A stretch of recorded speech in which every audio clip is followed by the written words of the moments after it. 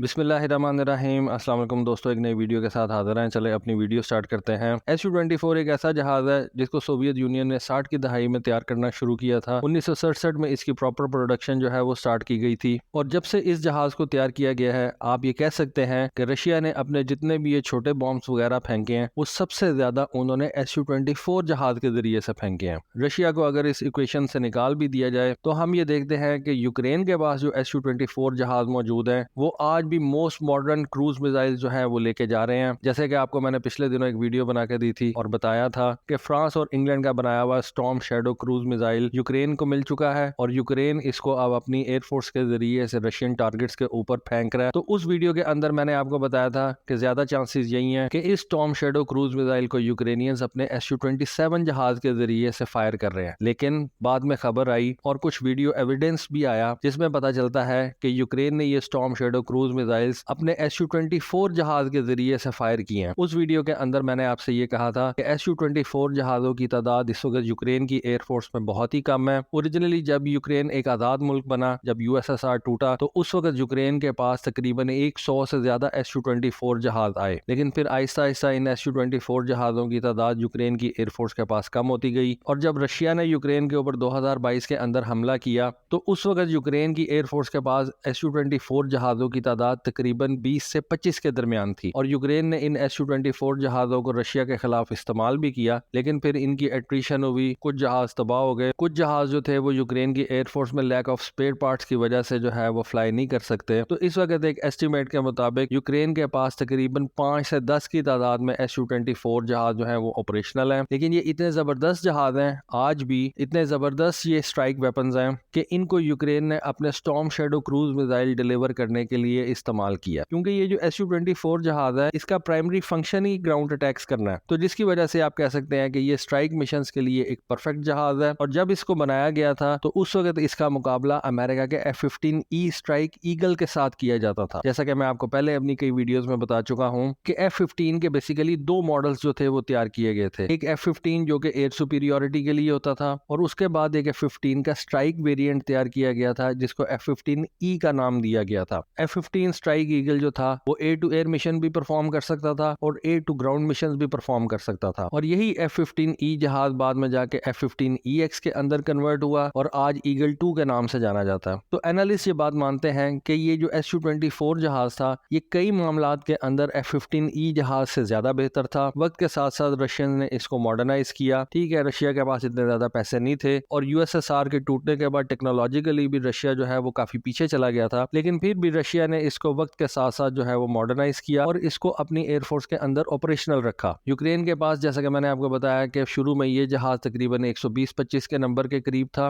लेकिन फिर आहिस्ता आहिस्ता यूक्रेन की एयरफोर्स के अंदर इस जहाज का नंबर जो है वो डिक्रीज होना शुरू हो गया। लेकिन ये इतना केपेबल जहाज है कि जब यूक्रेन को स्टॉर्म शैडो जैसे क्रूज मिसाइल्स मिले तो यूक्रेन की एयरफोर्स ने इन स्टॉर्म शैडो क्रूज मिसाइल की डिलीवरी के लिए SU-24 जहाज को चूज किया। SU-24 USSR का पहला जहाज था जिसके अंदर integrated digital navigation attack system जो है वो रखा गया था, जिसकी वजह से ये जहाज इंतहाई प्रिसीजन के साथ म्यूनिशन जो है वो अपने टारगेट तक डिलीवर करता था। और न सिर्फ ये बल्कि इस सिस्टम की वजह से इस जहाज के अंदर रिकॉनेसेंस इक्विपमेंट भी फिट किया जा सकता था और बल्कि किया जाता था और ये SU-20 जहाज जो है ये रिकॉनेसेंस मिशन के लिए भी इस्तेमाल में आता था। SU-24 जहाज इंतहाई लो लेवल के ऊपर फ्लाई करते हुए अपना 18,000 पाउंड का म्यूनिशन तकरीबन 650 किलोमीटर दूर दुश्मन के एरिया में जाके फेंक सकता था। पहली बात तो ये कि लो लेवल के ऊपर जब एक जहाज फ्लाई करता है तो उसकी जो रेंज होती है वो काफी ज्यादा कम हो जाती है, क्योंकि लो लेवल के ऊपर जहाज की जो फ्यूल कंजम्पशन होती है वो बढ़ जाती है। और फिर जैसा कि मैंने आपको बताया कि ये जहाज 18,000 पाउंड का जो म्यूनिशन है वो उठा के लेके जा सकता है, जो कि काफी ज्यादा हैवी म्यूनिशन बन जाता है और फिर 650 किलोमीटर दूर दुश्मन के एरिया के अंदर जाके ये वेपन्स डिलीवर करना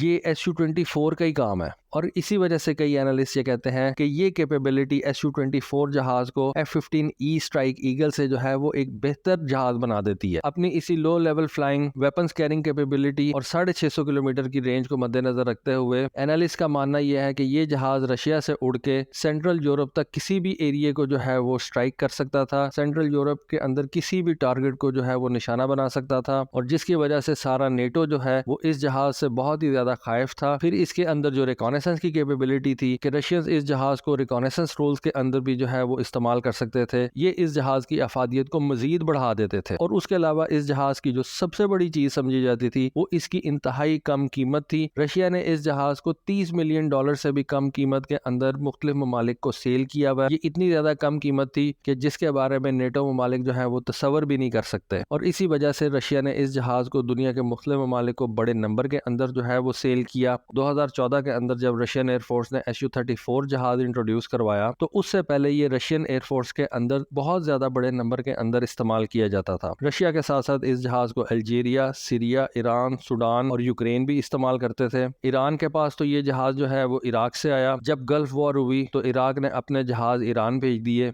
ईरान को ये जहाज मुफ्त में मिल गए। फिर उसके बाद ईरान ने रशिया से कुछ Su-24 जहाज वैसे भी परचेज किए, लेकिन ज्यादातर इस वक्त जो ईरान के पास Su-24 जहाज मौजूद हैं वो बेसिकली इराक के Su-24 जहाज थे जो इराक की एयरफोर्स ने गल्फ वॉर 1 के अंदर जो है वो ईरान भेज दिए थे। फिर रशिया ने इन जहाजों को सीरिया के अंदर भी भेजा। सीरिया के अंदर बेसिकली रशिया ने Su-24 के साथ साथ Su-34 और Su-35 जहाज भी भेजे थे। और ज्यादा खबरों के अंदर Su-34 और Su-35 जहाज रहते थे, लेकिन सीरिया के अंदर भी जो ज्यादा काम था, जो ज्यादा बॉम्बिंग थी, वो रशिया ने Su-24 जहाजों के जरिए से की थी। लेकिन उस वक्त ये Su-34 और Su-35 जहाज काफी ज्यादा मशहूर थे, इसी वजह से ये ज्यादा खबरों में रहते थे। लेकिन ज्यादा काम जो है वो इन Su-24 जहाजों ने किया था। Su-24 अपने इंतहाई लो मेंटेनेंस रिक्वायरमेंट की वजह से भी बहुत ज्यादा कामयाब जहाज रहा और इंतहाई लो मेंटेनेंस होने की वजह से इसका जो सॉर्टी रेट है वो बाकी जहाजों के मुकाबले में काफी ज्यादा है। देखें, एक जहाज जो कम मेंटेनेंस रिक्वायर करेगा उस जहाज का ज्यादा वक्त जो है वो ऑपरेशनल मिशंस के अंदर जो है वो सर्फ होगा। जो जहाज मेंटेनेंस में ज्यादा वक्त लेंगे या उनकी मेंटेनेंस जो है वो ज्यादा महंगी, और ऐसे जहाज जिनकी मेंटेनेंस कॉस्ट काफी ज्यादा होती है या वैसे ही उनकी मेंटेनेंस के अंदर ज्यादा टाइम जो है वो सर्फ होता है, तो उन जहाजों का जो सॉर्टी रेट होता है वो भी काफी ज्यादा कम होता है। Su-24 का जो सॉर्टी रेट है वो बड़ा जबरदस्त समझा जाता है और उसकी मेन रीजन यही है कि इसकी जो मेंटेनेंस रिक्वायरमेंट्स हैं वो काफी ज्यादा कम है। और इस वजह से यही बात समझी जाती है कि Su-24 एक दिन के अंदर कम से कम 3 सॉर्टीज जो है वो परफॉर्म कर सकता है, यानी कि आप कह लें कि 3 मिशन जो है वो परफॉर्म कर सकता है। और ये एक जहाज को बहुत ज्यादा जो है वो लुक्रेटिव बना देती है चीज। बाद में रशिया ने इसका एक एडवांस वेरिएंट Su-34 जो है वो तैयार किया और इस वक्त रशियन एयरफोर्स इस वक्त ज्यादातर Su-34 जहाज इस्तेमाल कर रही है। लेकिन ये Su-24 जहाज आज भी दुनिया के मुख्तलिफ एयरफोर्सेज के अंदर ऑपरेशनल है। खास तौर पर अगर बात की जाए तो यूक्रेन की एयरफोर्स के अंदर ये ऑपरेशनल है और यूक्रेन के पास जो इस वक्त मोस्ट मॉडर्न क्रूज मिसाइल्स हैं जिनके अंदर ये स्टॉर्म शैडो है, टॉरस मिसाइल जो जर्मनी ने अब यूक्रेन के हवाले किया है, उसके बारे में भी यही समझा जाता है कि इस टॉरस मिसाइल को भी Su-24 के जरिए से ही टारगेट के ऊपर डिलीवर किया जाएगा। तो दोस्तों, मैंने सोचा कि आपको Su-24 जहाज के हवाले से थोड़ी सी इन्फॉर्मेशन दूं। होपफुली आपको आज की वीडियो, आज की इन्फॉर्मेशन पसंद आई होगी। कमेंट सेक्शन में अपनी राय से जरूर आगाह कीजिएगा। आज के लिए बस इतना ही। Thank you. Allah Hafiz.